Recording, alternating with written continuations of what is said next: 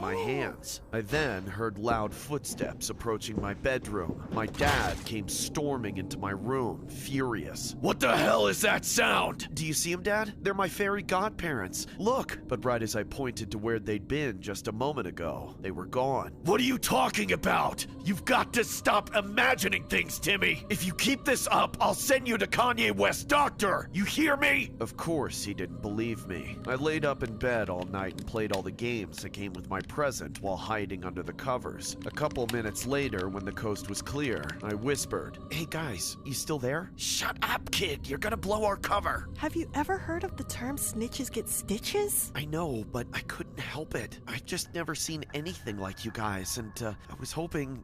I'm not asking for too much, but do you guys mind hooking me up with another witch? Who are you talking to, Timmy? Hey, Vicky, do you mind knocking before coming into my room? Are you talking to yourself? Leave me the hell alone, or I'm calling my fairy godparents! What did you just say? What the hell are you talking about, you little vermin? I said, leave me the hell alone, or I'm calling my fairy godparents! Vicky then rips the Game Boy out of my hands and smashes it on the ground. All I can remember was seeing red when the inconsiderate brat left my room in glee, while I sat there crying a storm, knowing that I would be faced with this reality for the rest of my life. I then curled up into a ball, trying to fall asleep. I'd never felt worse in my life than at that moment, but even in my darkest hour, the fairies comforted me and told me that everything was going to be okay. But then everything changed when the male fairy with the green hair said, "Hey Timmy, I think it's time." Time for what? You've had such a hard day, Timmy. We're sorry we couldn't help you more, but we're here now. What do you want most in the world right now? I don't know. Maybe a better life and to not see my stupid family ever again. That's a tall order, Timmy, but we'll do our best. I think you're smart enough to know what to wish for. I wish for a knife. Wish granted. I then cautiously approached the living room where Vicky was watching TV. I then took the knife granted to me and did what I had to do.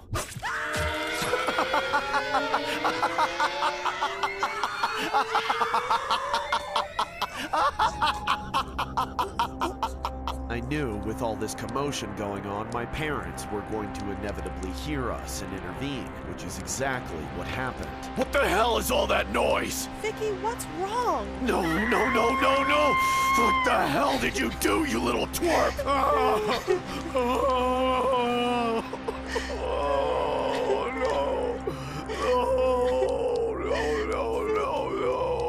My sweet Vicky.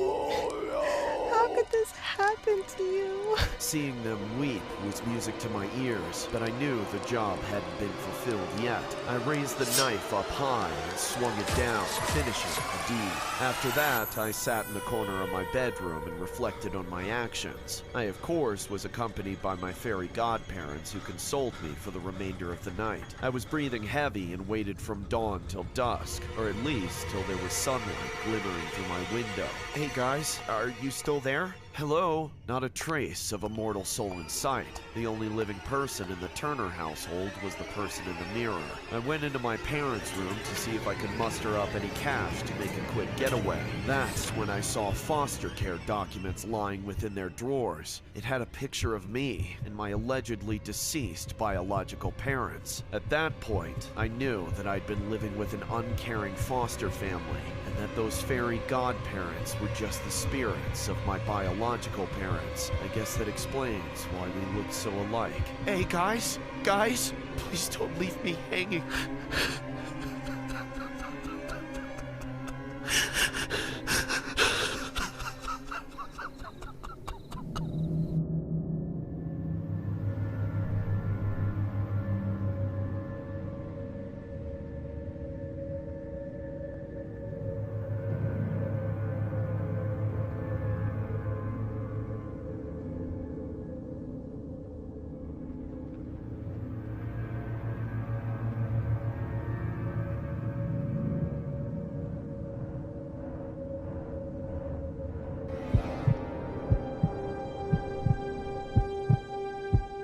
The next story was inspired by a legendary online conspiracy about Steve and his famous show Blue's Clues. The basic premise behind the show is that a man named Steve talks to objects within his household and finds blue paw prints left behind from his dog named Blue, hence the show's name.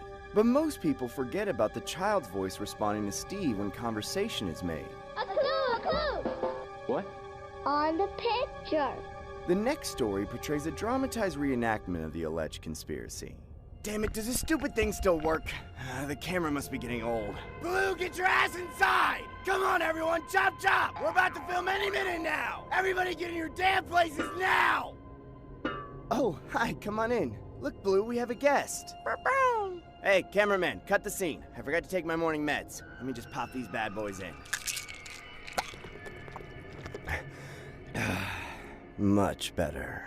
I had been living a simple and happy life in the suburbs, and as a freelancer, I ventured into vlogging, where I was the host of my own TV show.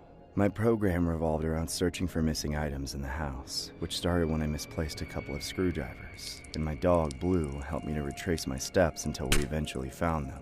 But now, he's just a vicious little thing, eating anything and everything in his line of sight.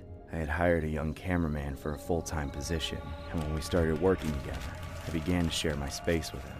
It was the only way for us to conceptualize and edit videos faster.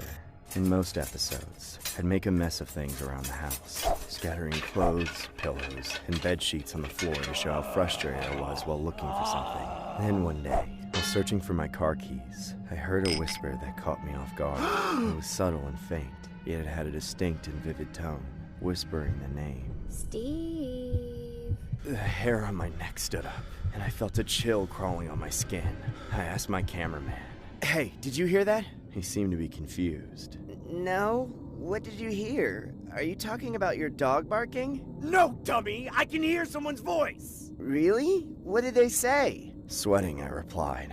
It was a whisper. Someone whispered my name. Are you sure it wasn't you? My cameraman started forming beads of sweat on the base of his forehead. It wasn't me!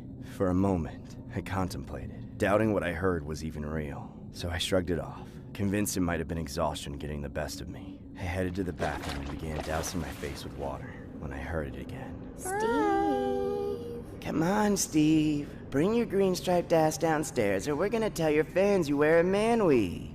It was faint whispers calling out to me, eluding me to head downstairs. I followed the voice, attempting to locate the source. This time, however, it was more than just one voice. So as I came close to the living room, it became louder and more lucid.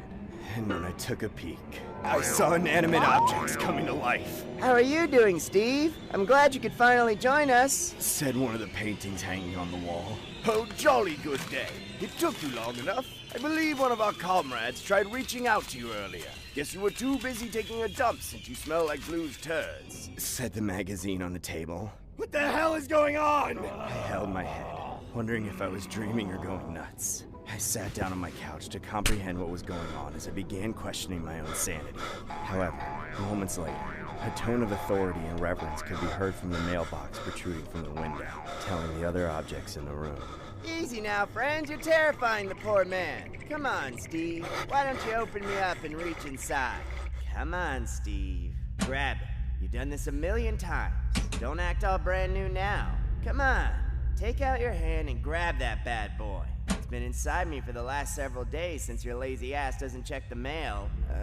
Okay. Alrighty. Now look in the camera and dance for me. Come on, you know the drill. Look deep in that camera and dance like how we rehearsed all these years. Go on. Okay, Mr. Mailbox. Look, everyone. I just got a letter. We just got a letter. We just got a letter. We just got a letter. I wonder who it's from. I then opened up the letter and saw a video from my father saying, "Steve, look son, I know you've been successful with this whole vlogging thing, but I'm very concerned about your well-being. I just think you should consider checking into rehab." I immediately closed the letter up. I couldn't bear to hear another word from that old geezer. As I withered away in my dark thoughts, I could see my dog Blue saying, "You heard him, Steve. Get your ass up and start looking for those damn clues. Hurry up, chop chop." We don't have all damn day. I got some seasoning to do later. Hurry up before I rip a fat one! Shut up! Shut up! Shut up! Leave it there!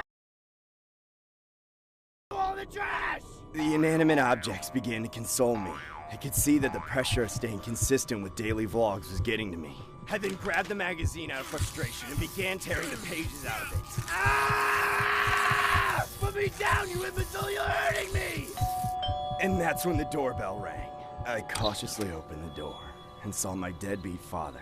As he entered my house, he immediately consoled my cameraman without even acknowledging my existence. The worthless piece of trash then locked eyes with me while whispering some kind of secret to my cameraman's ear. But what really made me lose it all was when I saw Blue, showing more love and affection to him than I ever received. Despite all my years of taking care of that freeloading vermin. Are you talking shit to my cameraman? Get the hell out of my house now! Steve, just relax. I was going to give you a hug right after. Shut up, old man! I suggest you leave before you become a detective's next clue.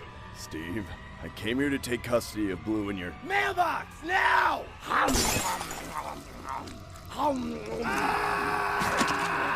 It felt like the weight on my shoulders evaporated. I couldn't stand being criticized and judged for the life I chose. But everything hit me when I started seeing things clearly again. Like I was being sucked back to the old world I had once abandoned. No! No, no, no! I'm not going back to this life! I have to find Blue's clues! I sprinted towards the kitchen. I then opened one of the kitchen cabinets where I saw one of Blue's clues. And there lied my morning meds. I grabbed them and ran back to the couch, where I again faced my cameraman. Daddy, are we still filming Blue's Clues? Yes, son. Just a second.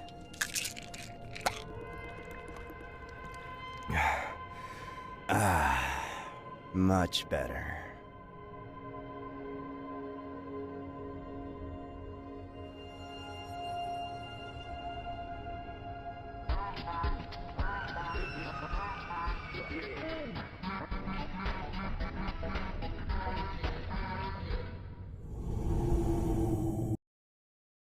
It was inspired by an episode of the TV show Pingu. Most of you might be aware of this Nightmare Walrus episode, but for those who aren't, it was basically an episode that aired back in the late 90s or early 2000s that was unintentionally horrifying to its viewers. We wanted to share our take on the twisted episode, and hopefully make some of you revisit the nightmare all over again.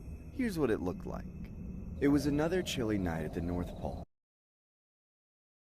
Named Pingu was left behind at home with his little brother, where they played games and watched cartoons on television. And with their parents away, nothing could stop the incredible duo from getting into all sorts of ventures. Well, at least that's what they initially thought. However, earlier that day, Pingu's parents told him that he and his brother were responsible for holding down the fort while they were off searching for food. This meant they weren't allowed to leave home under any circumstance. But most importantly, they were instructed to never answer the door, no matter who it was. And so, the older brother, Pingu, stood erect, saluting his parents like a loyal soldier, giving them his words that he would never defy their orders. Then, Pingu and his little brother began watching television in the living room while sipping on some hot chocolate. Engulfed in darkness, Pingu felt his baggy eyes grow heavy, inviting him to bed. Therefore, he took a sidelong glance at his little brother, who was still wide awake and full of vigor, telling him that he was going to hit the hay. Hey dude, I think I'm going to bed. Aha! I win again! You're always the one who wants to go to bed first. The shorter penguin teased. Dude, I let you win because you're my little brother. Besides, your hot chocolate probably has more sugar in it. The only sugar I'll see today is on channel 54 after 1 a.m. Why couldn't I just be an only child? Alright man, I'm out. Pingu slurred as he stumbled half asleep to the bedroom. The younger brother scowled, saying it wasn't fair that Pingu had to settle down so soon when he wanted to play outside. But with arms akimbo, Pingu asserted himself and replied, "You heard what Mom and Dad said, right? If we're not allowed to answer the door, then going outside to play is not even an option." Pouting while stomping his feet, his little brother reluctantly caved in and went back to watching cartoons while Pingu hit the sack. Then, as he fell into a deep sleep, he began to feel a sense of peace, until, moments later, he woke up to the thundering sound of massive ice blocks. And when he opened his eyes, he woke up to his igloo repeatedly rising from and falling to the ground until it shattered into pieces. Frightened by the destruction of his home, he remained on the bed, unable to process what was happening as he was now out in the open. Suddenly, the bed started moving on its own. Pingu began to panic as the bed stretched upward, forward, and backward. What the hell is going on? Moments later, it extended high up towards the sky, right next to where the clouds and moon were. Pingu sat on the bed dumbfounded, not knowing if he was still asleep or imagining things. The bed then shrunk, back at a length that made it uncomfortable for the poor penguin to just easily hop off. That's when the entire bed began sprinting, like a robot being controlled in the hands of a lunatic. All Pingu could do was hold on for dear life as his eyes were being shut. Ah, somebody help me! After what seemed like traveling miles away from home, the bed suddenly stopped, and in a mere second, the penguin lost his nerve and voice as he came face to face with one of the biggest threats to the survival of their species, a giant walrus. They stared into each other's eyes for a moment, which seemed like forever to Pingu, and as he peered into those dark, round eyes, the young penguin arched his back as his body trembled in fear. Nothing could escape the watchful eyes of the walrus, because soon, this colossal predator grinned like a maniac, showing off its teeth stained with blood, giving Pingu the impression that it had recently made its kill. The giant then lifted his large hand and began caressing Pingu in the head like a predator playing with its prey. Please stop! What the hell do you...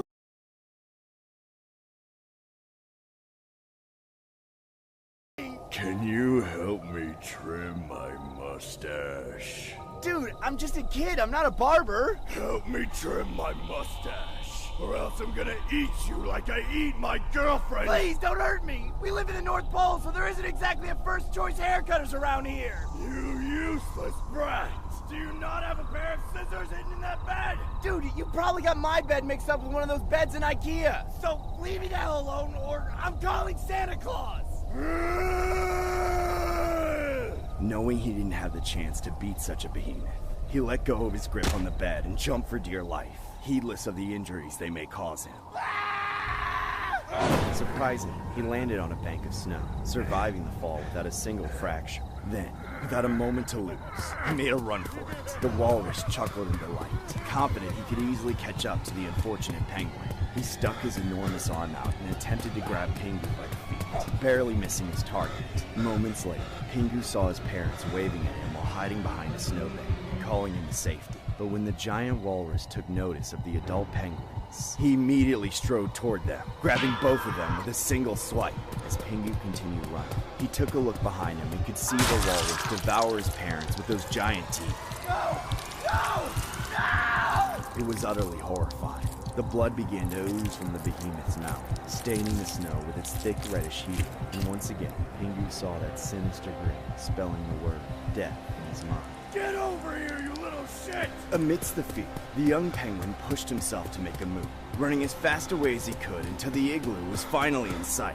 Suddenly, he remembered leaving his little brother, who was probably still watching TV. That's when Pingu reached the door in time, finally making it back inside. The igloo was miraculously back in its original form as he raced to the side of his little brother, whose eyes were still glued to the TV. Hey, we gotta hide, now! Pingu flapped his flippers frantically, but to no avail. His brother looked at him bewildered and asked, What's gotten into you, big bro? Don't tell me you wet your bed. What? This isn't a joke, okay? We gotta get the hell out of here! His little brother seemed confused until Pingu began providing more context. But most importantly, what happened to their parents. Skeptical, the little penguin wrapped his flippers around his brother in a warm embrace, convincing his older brother that everything was just merely a nightmare. He then opens the front door and reveals that everywhere was shrouded in darkness, making them believe it was still nighttime. At least, that's what they thought, not knowing the entire igloo had been swallowed by the nasty walrus. Look, everyone, I just got a letter. We just got a letter. We just got a letter. We just got a letter. I wonder who it's from.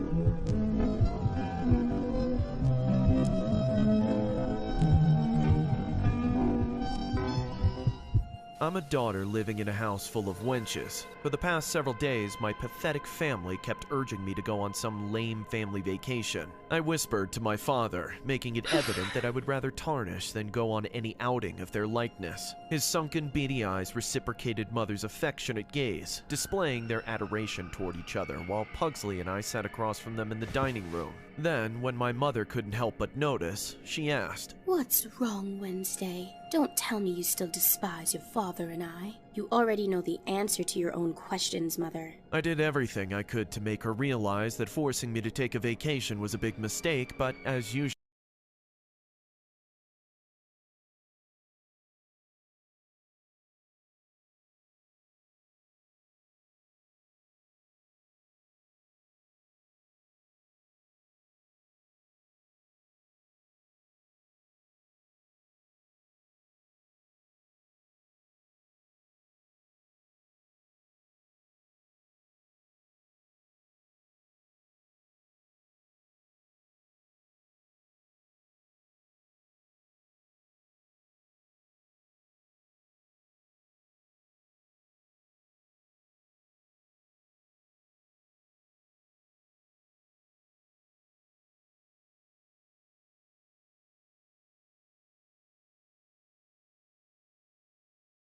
Welcome, June. Thank you for liking. How are you? Welcome, Snake Spirit. Thank you for liking. Cute Dog. Thank you for liking, Tony. Thank you so much. Do you know? I take it back. She doesn't love me. I do love you. I love you so much. Don't say that. Thank you. When you look into the night sky, what do you see? You pollution? I don't see anything. Hi, La Virgo. Welcome, Lyrics. How are you? I want to join collab. You should. There's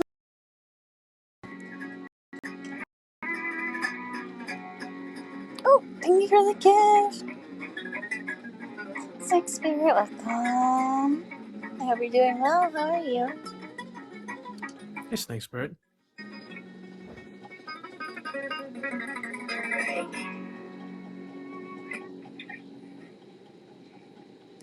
I'm okay. I'm surviving. Oh, I'm a pumpkin. guy, but Ren's a lady, so I think they meant like, oh, how are you guys? I know. Surviving, yes.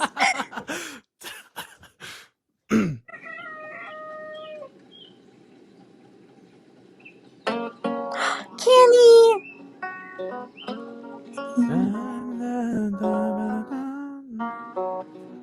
God. You know, well, I'm a chicken fried and cold beer on a Friday night, a pair of jeans that fit just right, and the radio.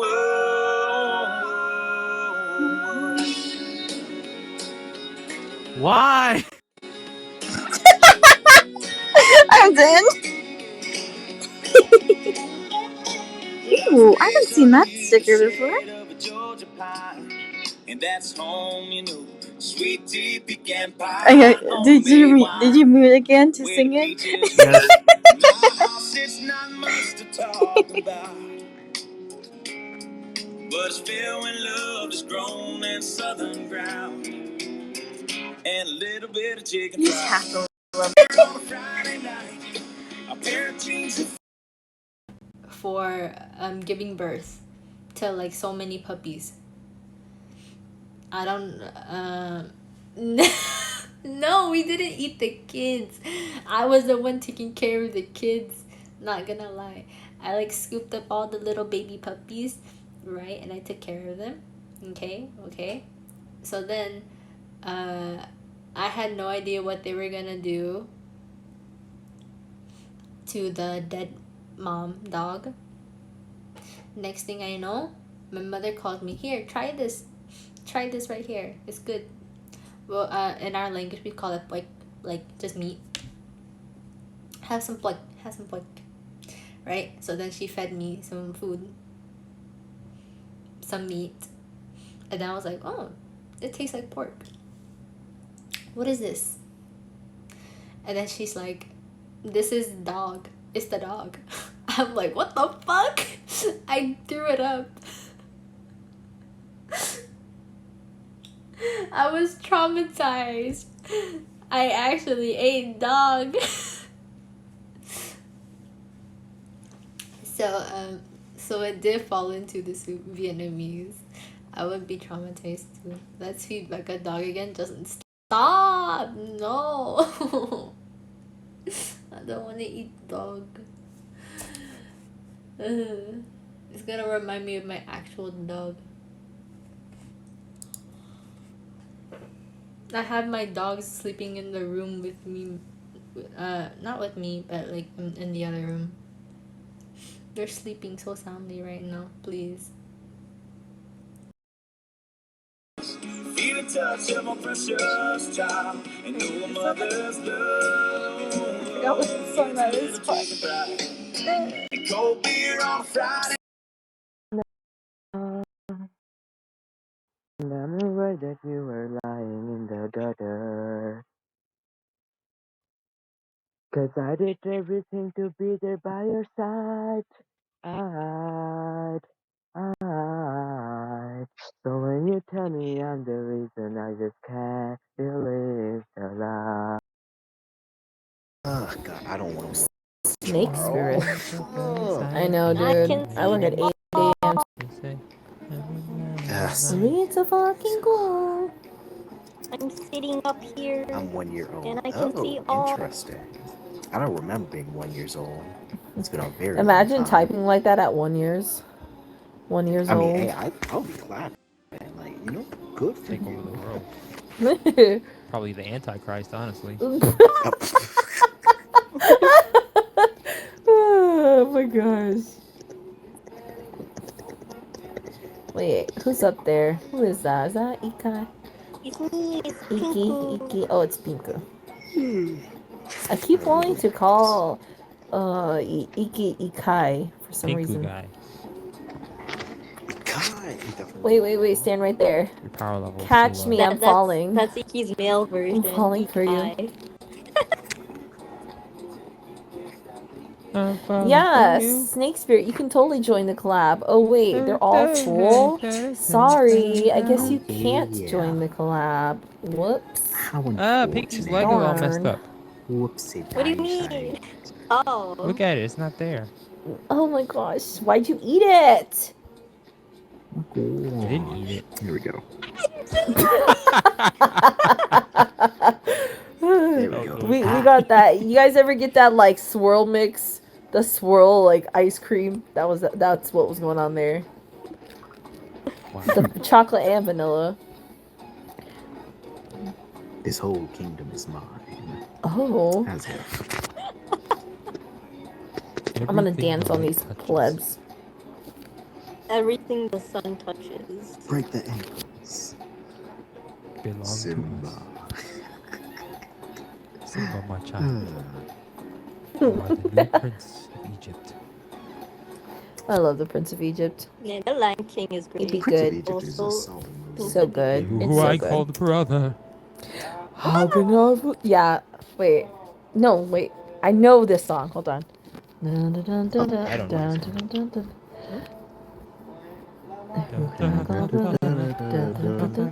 But I swore I thought I knew the lyrics. I guess not. Elliot, welcome in. Is this really so? I cannot let your people go. Thus say the Lord. Thus say the Lord. You who I called brother. How? I don't know. Something down. That's all I ever wanted. Go. I straight went to the end. Iki. Where are you? Where are you? And I'm so sorry. So sorry. Oh, I see you. I'm gonna go over to you, Iki. Na, na, na, na, na, God, you jumped onto the roof. I is happy, guys. I is happy. As he should. I'm gonna go make my way on up. As you should.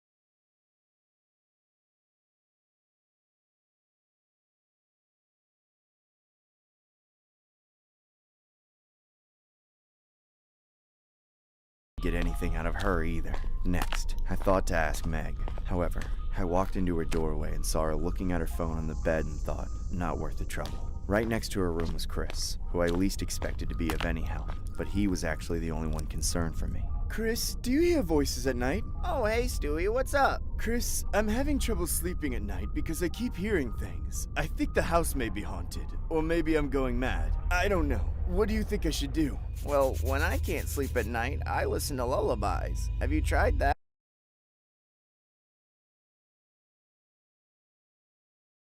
Can you what? Hi, Snakes. Can I Yeah, be you can. speared? I want to be speared. You I want to spear what?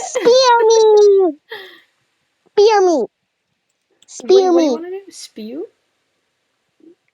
Sing us a I song. want to summon a black hole. Oh. What? Oh, I want to that's summon interesting. a black hole. That's What? interesting. A black It's a black hole. Oh. A black Yep. hole. A black hole. Yeah. The Interesting. black hole. The black hole can suck everything. Oh. All I'm the so sorry tornadoes. for sorry, your Ace. loss. Sister. Yeah, that's terrible.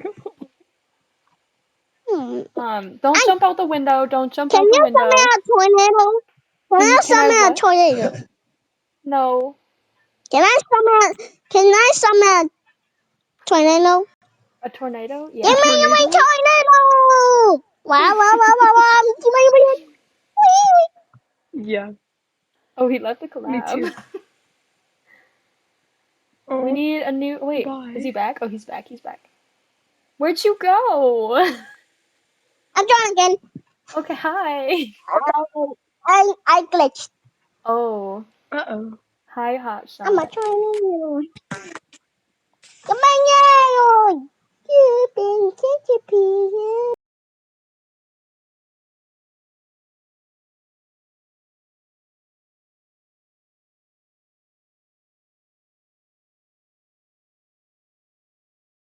I got a flavor that I keep in my pants that's been on the market for over 100 years. I call it the Herbal Special. It's guaranteed for calming, just like the herbal tea you get at the supermarket. Guaranteed to put any fussy baby right to sleep after a little consumption.